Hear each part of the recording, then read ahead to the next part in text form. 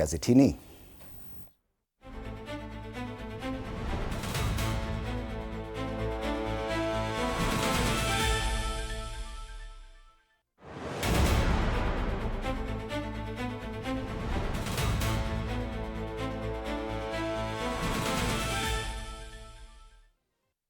Yes, and for the second day running this week, retired President Uhuru Kenyatta features prominently on the front pages of our dailies, and we start off with, interestingly, the Daily Nation and the Standard have used the same words for their headlines today. This is the Standard, going after Uhuru.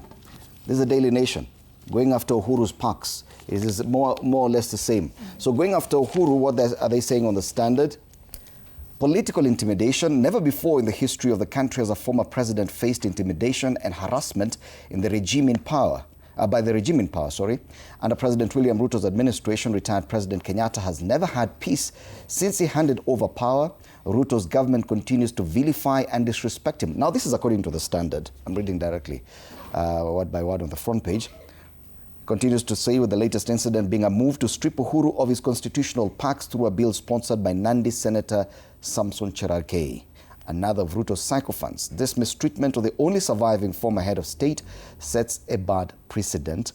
And they have part of the motion by the Senator for Nandi, Samson Cherargei, before the Senate, which seeks to strip the retired president of his retirement parks. Now, this forms our question today. Do you think that the retired president should be denied his retirement parks because he has, according to some people, engaged in active politics? And that's the only story on the front page. You can continue interacting with us. That story about an alleged love affair by this 84-year-old doctor, Dr. Obwaka, leading to his death, that story is on page 2. Inasoma ni kama movie. Watu wanasema, hey, 84. Anyway, it's before the DCI. It's before the DCI. Tusiingililie mambo ambayo askari wanashughulikia. Inside pages, wanasema ati there's a new report that's showing why pioneer CBE learners are dropping out of school. Only grade 10, wana drop out of school, apparently. Hatai kwenda shule. Now this, wanasema nini? An alarming number of learners is quietly slipping out of school system. This is a new national assessment, shows that as learners move up the system, both their numbers and performance begin to decline, revealing deep cracks.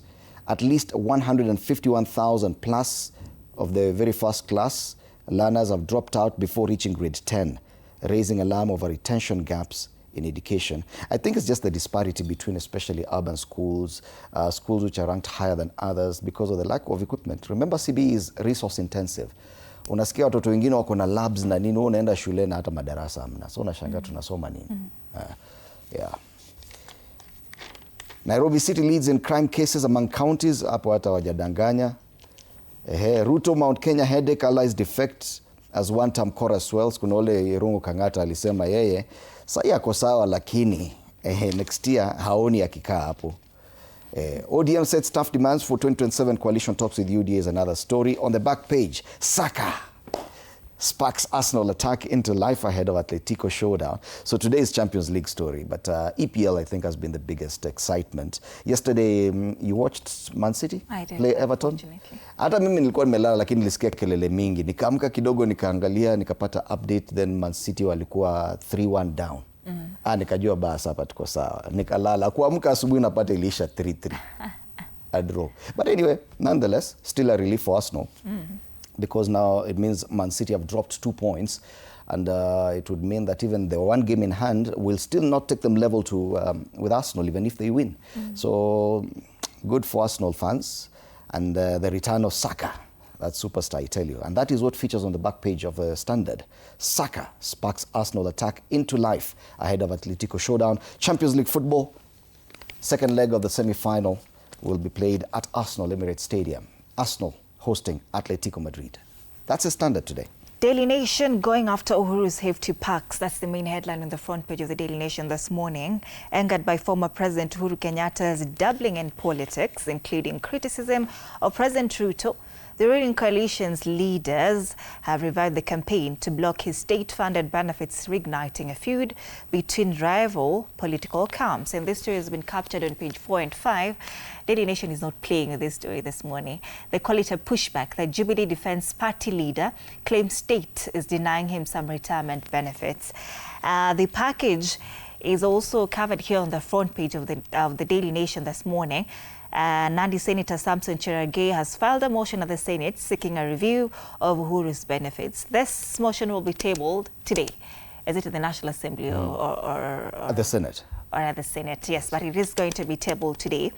That annual budget for the office of the fourth retired president in the financial year ending next month is 362 million Kenyan shillings. And then they've broken it down here, all his benefits. That lump sum pension for the 2 terms that he served in office sums up to 34.7 million Kenyan shillings. 34.7 million. Monthly pension of about 1.1 million, that is 80% of the monthly salary of a president. There's an annual gratuity of 72 million shillings, 34 staff for the former president, including 2 personal assistants, 4 secretaries, 4 messengers, 4 drivers, and 4 bodyguards. 4 cars, 2 limousines, and 2 sports utility vehicles, which are replaced every 4 years.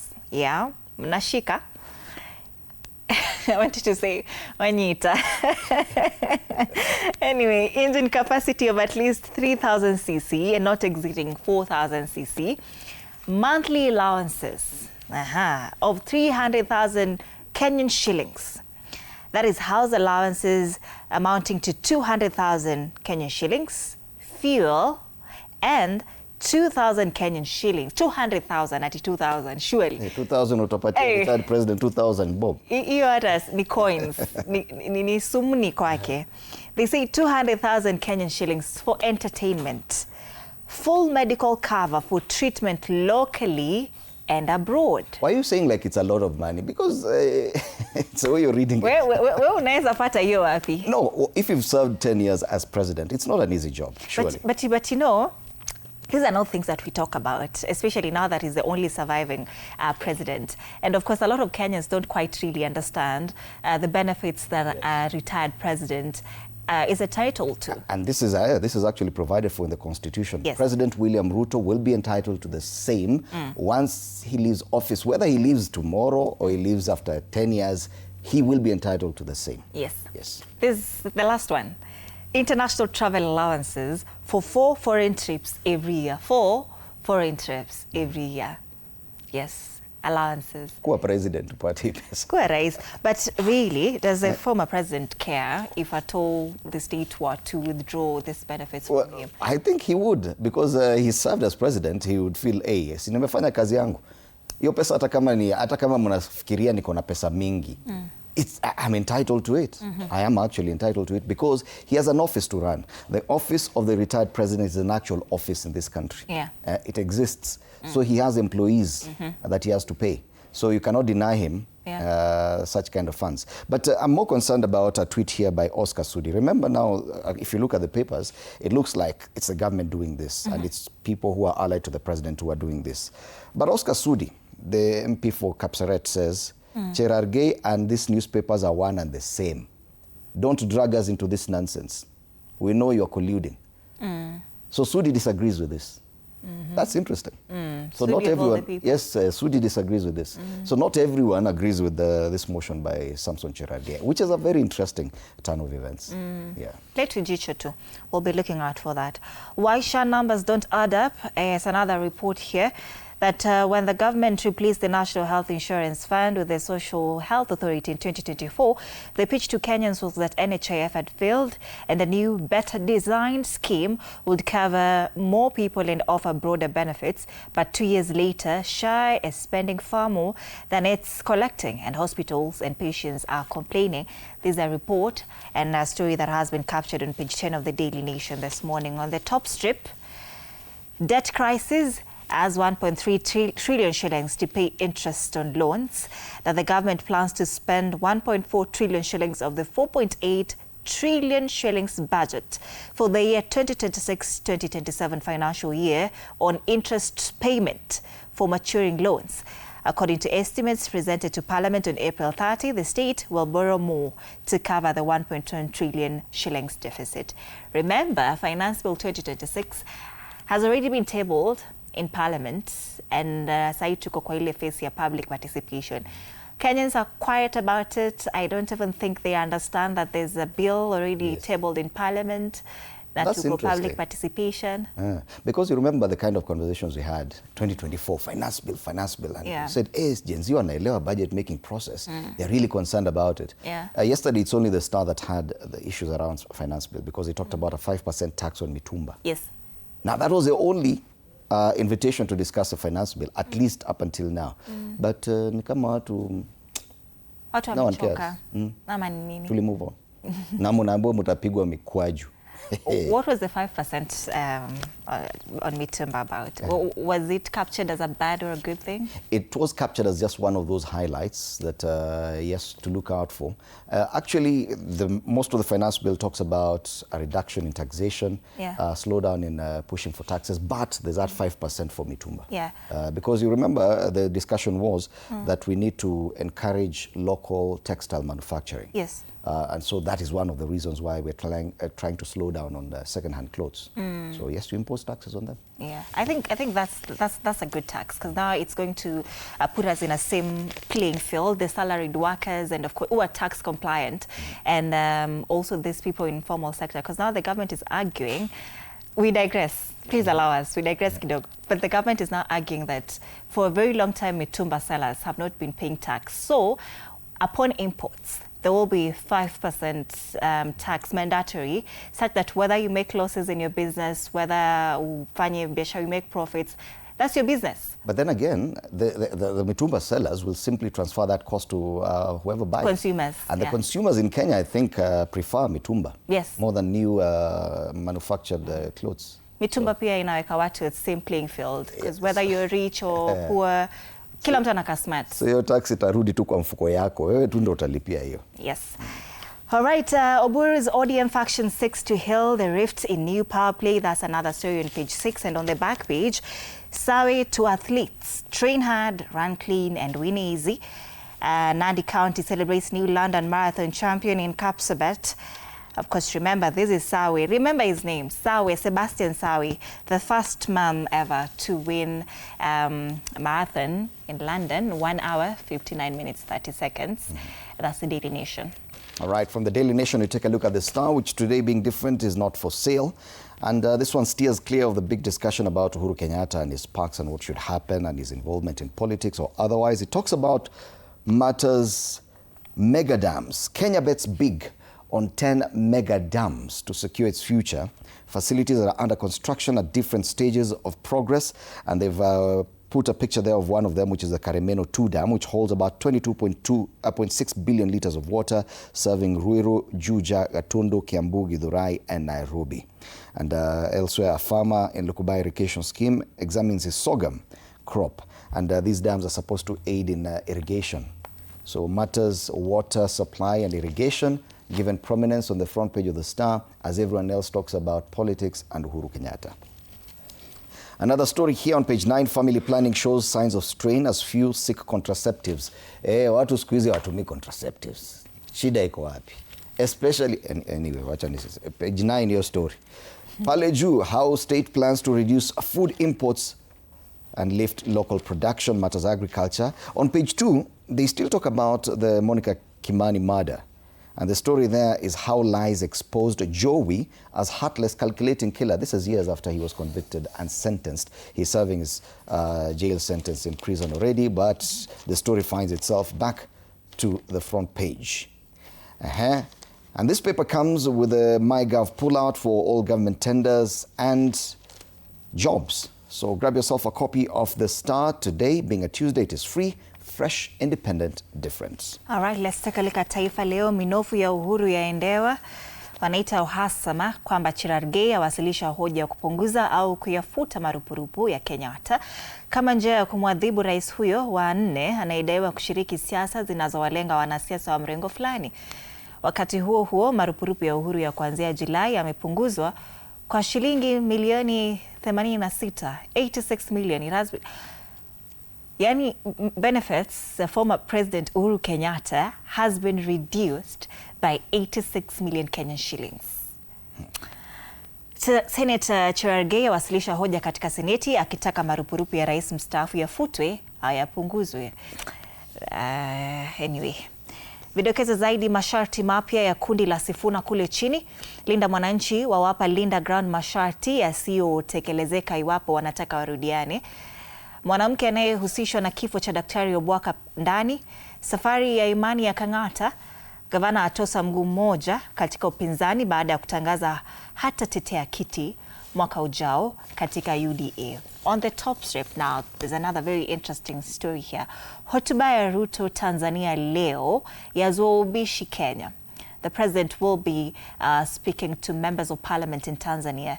And Linda Mwananchi wasema rais hafai kujihusisha na watu wasiotii haki. Now they make reference to the October election, and they say that election was not free and fair, that if President William Ruto is at all going to address the members of parliament in Tanzania, then ana support whatever happened. The violation of human rights. Yeah. And you see, it's very curious that the report by Judge Chande on what happened after the October 29th election was just released last week and handed over to President Samia Suluhu Hassan last week. Yes. And it said 518 people were killed. Yeah, that's the report there. Alafu less than a week later unakuja kusema wapigwe mikwaju. Yes. Okay. Sijui tuseme nini. It's the lack of Twitter aje. Even emotional intelligence, if we may call it that. Word. Yeah? Lack of emotional intelligence. Anyway, I know she is president, but yeah, jana it was a bit off. At least read the room. It was a bit off. Arsenal na Atletico ni roho mkononi, ni masuala ya spoti pia imezungumziwa hapo katika ukurasa wa 13 na ukurasa wa 20 wa gazeti hili. Taifa Leo. All right. People Daily focuses on politics today, on the main stories about CSs and top officials who are eyeing 2027 seats in quiet political moves. It means that most of these ones on the front page of the People Daily will have to exit, leave their jobs early, probably I think by end of January next year, because of campaigns. Public officers and state officers who are seeking elective seats are required by law to leave their offices at least 6 months before the election. So most of these faces may not be CSs or senior government officials by January next year as they await elections. Also inside the People Daily talks about from the newsroom to corridors of power.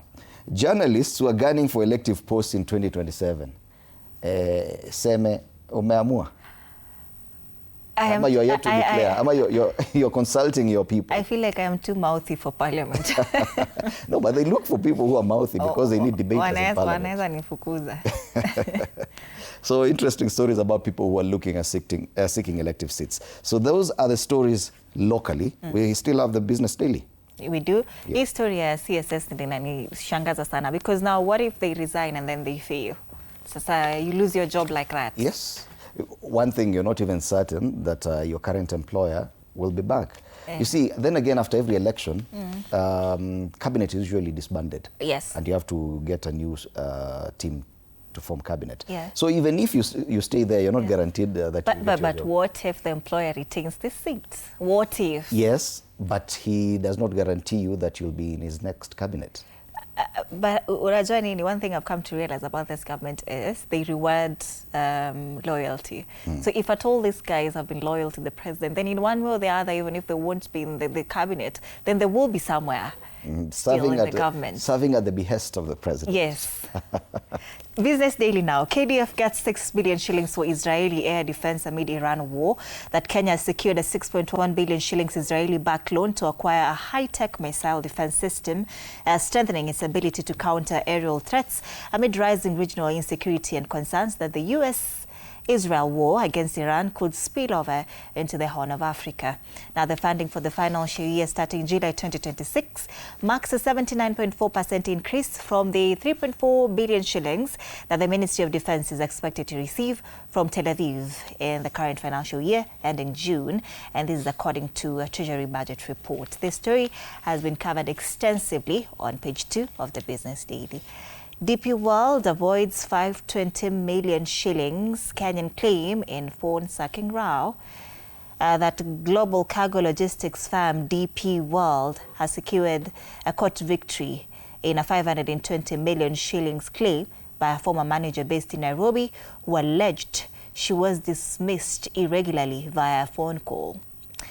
She's called Purity Irene, and she has sued the global port operator DHL Dubai and two Dubai-based managers, alleging she was unlawfully sacked on August 28, 2024. This story is on page 2. You can grab a copy of the Business Daily this morning. Ujue ndani kunasema vipi, and that's the Business Daily. All right, because of time, let's go straight to regional papers. We start off with Uganda. The New Vision talks about matters health on the front page. Hospitals with injections for HIV prevention. Tumezungumzia hii injection iko tayari Kenya nafikiri, lakini hatujasikia iko wapi. Uganda wanakuambia hospitali wako nayo tayari. Yes. Alafu hapo chini kwa the front page of the New Vision kuna jamaa waliiba 7 laptops. Guess from where? The Bank of Uganda. Ni kama uende Central Bank of Kenya muibe laptop. Wow. Kuna kujaribu na kuna kujaribu zaidi. On the Daily Monitor, you remember that sovereignty bill where they were saying how much money you can come with to the country, NGOs, how much involvement you can do in a foreign country. Now, that's what they'll be voting on today in the parliament in Kampala, and they're talking about how your MP will vote today on the sovereignty bill, which is causing quite a lot of debate. So that's as far as Uganda is concerned. In Tanzania, it's all about William Ruto and his address and his 2-day visit there and his anticipated address to the Parliament of Tanzania. So the Citizen, on the front page you have a picture of President William Ruto and his host, Samia Suluhu Hassan. Matters trade, Tanzania and Kenya set May deadline on barriers. Najua kanga wakiongea kuhusu non-tariff barriers, you can cross the borders, you can do what. Wameongea sana lakini nothing happens. But anyway, that's a lot of focus on that. Gazeti lingine kule Tanzania ni Mwananchi, gazeti la Mwananchi. Na nashangaa gazeti imeenda pia Mwananchi kwa mbali kidogo. Habari ile ile, Tanzania itapita salama, Ruto asema. Rais wa Kenya Daktari William Ruto yuko nchini Tanzania kwa ziara ya kiserikali, na jana alikutana na mwenyeji wake Rais Samia Suluhu Hassan. Katika mazungumzo yao, Daktari Ruto ambaye leo atahutubia bunge la Jamhuri ya Muungano wa Tanzania alisema Tanzania itapita salama licha ya vurugu. Najua shida ilikuwa Rais Ruto alikuwa amesema Kenya is way ahead. I was going there. Kenya is way ahead. Coming there, yes. The rest of them are struggling. Walikasirika sana. Nafikiri, I think that is part of the reason why he's going to Tanzania. Ile tu kuambia hapana sikumani. Unasikia sasa hapa anasema ati Tanzania wako mbele. Na unakumbuka ni yule Minister for Works in Tanzania, anaitwa Abdalla somebody. Abdalla Ulega. Alikuwa amesema as far as is concerned, Kenya and Tanzania tuko at par. So tusiringe. Anashangaa ni nini unasema ati you're better than us. Lakini President Ruto amekuwa kichoma sana. Kidogo akasema watu wa Nigeria hawazungumzi. Kidogo Tanzania na Uganda wako nyuma yetu. Kidogo. You know, but unaona inabidi aende kujitetea kwa bunge ya Tanzania. Yes. Uko Nigeria pia unajua maybe hawajui our sense of humor, because maybe our president and understand our sense of humor, sisi tutaelewa. No, after Tanzania they just need to invite him to Nigeria. He goes and addresses the parliament. But did he lie though? His story in Nigeria, did he lie? In English you can't understand what they're talking about. You can't. Yeah. Ati they play. My brother. Abego. All right, let's come back home. So in Tanzania, the focus is on President Ruto. And remember, we'll be beaming live that address to the parliament in Dodoma, starting at 11 a.m. right here on TV47. So do stand by for that. The Karakacha sasa. Tuanze makatun hapa Kenya.